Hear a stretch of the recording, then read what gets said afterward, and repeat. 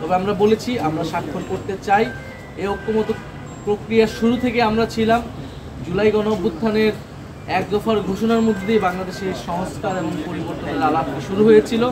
ফলে এই সংস্কারের পুরো অগ্রযাত্রাতে আমরা ছিলাম বৈষম্যবিরোধী ছাত্র আন্দোলনের ব্যানারে, পরবর্তীতে নাগরিক কমিটি এবং নাগরিক পার্টির ব্যানারে। ফলে অবশ্যই আমরা সংস্কার চাই এবং স্বাক্ষর করার জন্যই আমরা অপেক্ষা করছি। আমরা আজকে শুনেছি যে ঐক্যমত্য কমিশনের পক্ষ থেকে সুপারিশমালা, যেটা আমরা চেয়ে আসছিলাম, সেই সুপারিশমালাটা প্রধান উপদেষ্টার কাছে দেওয়া হবে। আমরা এখনও নিশ্চিত নই যে সেটি এখনও হস্তান্তর করা হয়েছে কিনা, আপনারা ভালো বলতে পারবেন। তবে আমরা বলেছি যে জুলাই সনদ বাস্তবায়ন যে আদেশ, সেই আদেশেই আমরা খুবই সুনির্দিষ্ট কয়েকটি বিষয় দেখতে চাই। একটি হচ্ছে নোট অফ ডিসেন্ট বলে কোনো বিষয় থাকবে না। যেসব বিষয়ে ঐক্যমত হয়েছে অথবা ঐক্যমত কমিশন যেগুলোকে লিপিবদ্ধ করেছে সংবিধান সংস্কার বিষয়ে, সেই বিষয়গুলো সম্পূর্ণ গণভোটে যাবে এবং জনগণ রায় দেবে সেই বিষয়গুলো পরিবর্তিত হবে কিনা আমাদের সঙ্গে। দ্বিতীয়ত আমরা বলেছি যে গণভোটের মাধ্যমে অনুমোদিত হবে এবং এই যে আদেশটা, এই আদেশটা হচ্ছে ডক্টর মোহাম্মদ ইউনূস জারি করবে। ডক্টর মোহাম্মদ ইউনূস কর্তৃক আসবেন, কারণ এই আদেশের বা এই সংস্কারের ভিত্তিটা হচ্ছে জুলাই গণঅভ্যুত্থান এবং জুলাই গণঅভ্যুত্থানের যে জনগণের সার্বভৌম ক্ষমতা। বিদ্যমান সংবিধানের অধীনে এই ধরনের সাংবিধানিক আদেশ দেওয়ার কোনো সুযোগ নাই এবং এই ধরনের সাংবিধানিক আদেশ বর্তমান যে প্রেসিডেন্ট আছেন চুপ্পু, তিনি কখনো এটা দিতে পারেন না।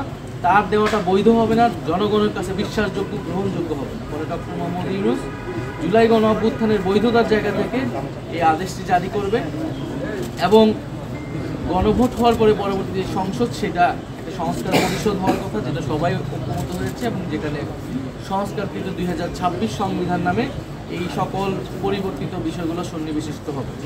ফলে আমরা আশা করব যে জুলাই সনদ বাস্তবায়ন আদেশ বা যে সাংবিধানিক আদেশের কথা বলছি, আমরা আজকে যেটা বাস্তবায়ন করবে কমিশন, আমরা সেই বিষয়গুলো দেখতে পারবো এবং সরকারের জায়গা থেকে যখন সেই বিষয়গুলো নিশ্চিত করা হবে, সেই মাত্রই আমরা জুলাই সনদ, যে জুলাই সনদ তৈরি করা হয়েছে, জুলাই জাতীয় সনদ, সেখানে আমরা জাতীয় নাগরিক পার্টির পক্ষ থেকে আমরা স্বাক্ষর করব এবং আমরা সামনের দিকে আগাতে চাই।